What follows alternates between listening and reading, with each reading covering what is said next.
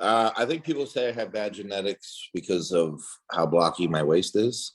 I think you have a small waist. I don't understand it. I watch your physique. I think that you have a small waist, shredded, great proportion. Like, I don't see the bad genetics.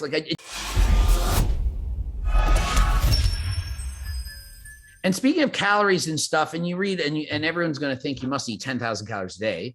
But how much do you actually eat in the off season and in prep? Like, what are the real numbers, like the honest numbers? How much are we eating in the off season in prep? I don't know exact calorie amount. But I know for like when I competed last year, New York, the Arnold, the Olympia, we got as low as maybe like 150 grams of carbs a day.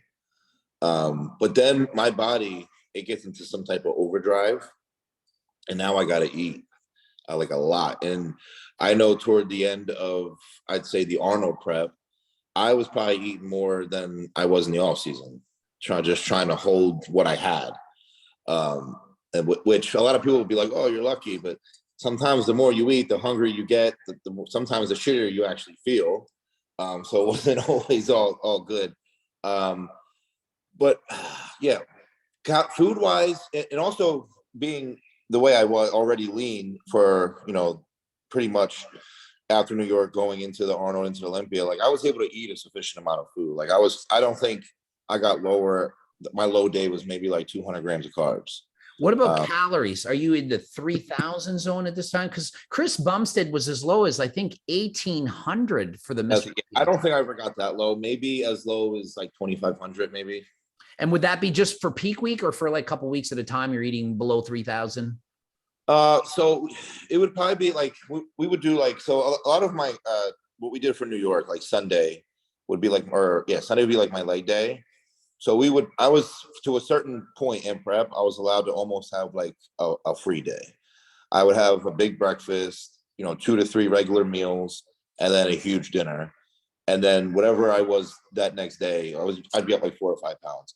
And that from that day, we would drop the calories dramatically. And depending on how quick I would drop, I might get like a high day in within there, and then drop, and then Sunday kind of repeat the whole method. And so a lot of people think that it's all set in stone, that you write out a diet and it's exactly 2,500 and the next week it's this. But really what I'm hearing from you and what I do is there's a range of calories that are being eaten. Some days are higher than others. It's a mix. It's somewhere in a range. And depending on what you're doing is going to depend on how many calories you get to eat. Yeah. I'm a big fan of keeping the body guessing. So I'm a big, like even now I do somewhat of a carb cycle. My calories are pretty high, but like on leg days and my back days, like they're even higher. And my low days is not low, or my off days are not low food by any means, but it's a lot lower than, my regular training days. So I think that kind of helps if, you calculate it correctly. That helps keep the body in some sort of a good body fat check. And sometimes I even think it allows you the freedom to even have a cheat meal. Like I'm a big fan of having a cheat meal my off day sometimes, not more than a training day. Yeah. And I think as far as cheat meals go, I think that it should be part of the diet. I don't like even calling it a cheat meal. I like to call it an off meal plan, like an off plan meal, because if you see it as a cheat, it's like the diet's not working. And for me, a diet should be a diet you can do for the rest of your life forever. And so if you're restricting certain foods that you can't have, then to me, that's not a diet that's going to work. But if you say 1 meal a day, you can have anything you want up to, say, it's 800 calories for that meal. And if you're eating 5 meals a day and the other 4 are chicken, broccoli, and rice, or French toast, or whatever you happen to enjoy, and that 1 meal is maybe it's like your burrito or whatever, then that is going to work. Even in a competition prep diet, like if even on a diet for the Mr. Olympia, I still think that 1 meal a day, you can eat something that's not what's considered typically healthy. Oh, I agree. Like in the off season now, and I also think it's good for just a mental break, just to even like go out with your, wife, girlfriend, friends, and just enjoy a nice meal. And sometimes your body will respond really well, and you might lose weight the next morning from it. It's funny how the body works sometimes, but I just think if you know how to, and I'm a big fan of staying hungry. I don't like to, no matter how big I get, I do not like to have the full feeling all day long.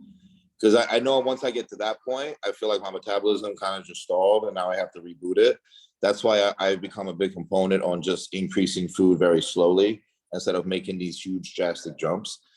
I don't like after I'm done eating a meal, I don't mind, obviously feeling a little full, but like I don't want to be like, oh, I can't eat no more. I like 20 minutes later, I'm already hungry. Especially during training, I don't want to feel like I'm full and bloated, And so you're at 292 pounds, and a lot of people would be saying, well, why don't you just get to 300? It's this magic number. Is there a reason why you don't just push the food a little bit more, up the calories a bit more? Like you're saying, you're not quite full. It doesn't sound like you're force feeding. Why aren't you getting to 300, 320, going from, I mean, you're so lean, 10 to 12. You could go up to 15% body fat and still be very lean. And so what is holding you back from pushing food that little bit more? I like to track that by how my energy is and how I feel in the gym. My energy is great in the gym. I am now progressing literally leaps and bounds in weights and reps in the gym week by week. So obviously what I'm doing is working, and my weight goes up little by little. I don't feel the need to push it so hard, because then if you push it too hard too quick, I think then your energy in the gym, your progress in the gyms can just stall. And then you start to go backwards. Everything clicks, perfectly when everything's in line. I agree with you. And I say, this is the advice I give people. I say, eat enough food so that you have great pumps in the gym. Your sex drive is normal. You can get sleep. And if you don't eat enough, you're going to notice that you no longer get the pumps. You don't have the same energy, enthusiasm as you're going to the gym. And so as long as you're eating enough that you feel good or training good, recovering, why eat more? But some people think, no, you got to bulk up even more, because then you're going to gain more muscle. And Greg's an idiot because you can't gain muscle while main gaining. And I'm like, well, I've done it my whole life. They'll argue, no, you bulked up and cut. But the one time I really, really tried to bulk up when I was younger, I gained all this weight and I ended up being so overweight. Like I couldn't even see my tricep when I would flex. Like that's as soft as I could get.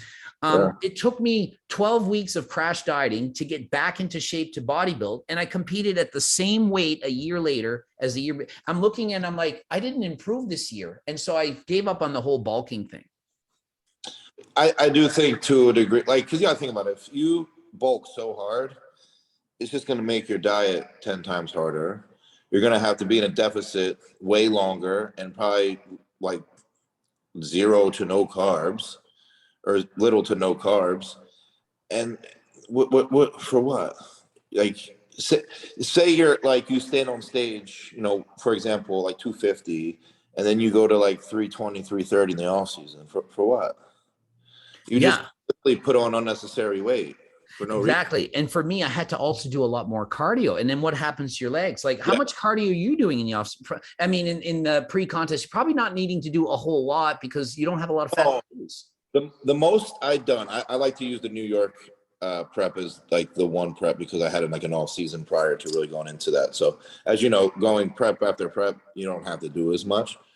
But I think the most I got up to for that prep was 45 minutes. And that's probably just like a walking pace. That's not hit cardio or some crazy. No, I'm a big fan of riding the recumbent bike. So lists like low intensity, steady state cardio, just enough to burn some calories. I mean, the mental craziness I am, I would pedal really hard and the resistance pretty high. I mean, I'm curious, and you probably don't know these numbers, but do you have any idea the watts that you were pushing during these rides? Is that something that would ring a bell for you? No, but I know I would like be on like a resistant level 12 to 14, and I would just pedal as hard as I could for 45 minutes. Now, what I noticed for me, the recumbent bike where it's leaning back, I can't put as much power as when I'm on a more of an upright bike. So I always choose the upright bike over the recumbent. And when you first get into bike riding, because it's leg dominant, very leg specific, it's hard to go as hard. Your legs kind of give out before your lungs. But as you get more and more trained, because I'm a cyclist, as you get more and more trained, my legs are fresh. Like I'm going as hard as I can, and I can't breathe. Like it's my lungs that are giving out. So when you do your cardio, because your legs are massive, is it the legs that are getting lactic acid? Are you getting to that point? Or is the breathing hard? Like, what do you feel? The breathing is hard, but the legs just get so pumped that it's like, it hurts. Right. I know that pump feeling. And if you keep at it, it literally goes like away. Like you don't feel it. Like it's a bit of a pump, but you don't got to fight through it for a little bit. Yeah. Oh, it's crazy. Like 4 years ago or so, I just started bike riding again. I'm like, I'm going to get into it. I go for a 15-minute mountain bike ride. I get back and my legs, I'm like, what is wrong with me? Because I used to do triathlons as a kid. And so I was, Mr. Fitness when I was younger, and I lost it all because I'm like, well, Yeah. I'm not going to do all this cardio on bodybuilding. And then I get older. I'm like, oh, I'm going to get back into cardio. And I love the cardio. I love cardio, especially in the off season, but I hate it during prep though. Oh, it's hard when you have no energy. But like what I do is I'll watch a YouTube videos, keep me occupied, or I'm in a race, like literally watching. So is there something that you do during your cardio you recommend? Like what gets you through it? Honestly, like as cliche as it sounds, I just watch a lot of motivation videos on YouTube. It gets me pumped, especially like now I have a goal to win Olympia. I always watch all the, old Olympia videos, and that just gets me pumped during cardio. And sometimes I'll even go harder in cardio just because it's like, I got to win. So now, sometimes you watch certain things that motivate you and you just start going harder. Well, absolutely. I remember it was over 20 years ago. I competed in a drug tested national championships. It was like 2000. Ronnie Coleman is the guest poser. He's 6 weeks out with strided glutes, 295 pounds. And he's coming out, he's going, and he's like pumping up the, and I'm like, and I'm watching this videotape of him doing it. I'm rewinding and watching it. And I'm like going harder on the bike, just getting the cardio done. Like Ronnie Coleman, I'm watching. And that's the first bodybuilder I ever saw that had like a lot of muscle. Like I'd been an amateur and stuff. And, and I run into Ronnie Coleman and he's in the elevator and there's two old ladies and I'm looking over and I'm looking at the ladies. And if they had said, this is an alien, I think they would have believed it more that a human being could look like that. Just veins, like so thick, 295 pounds.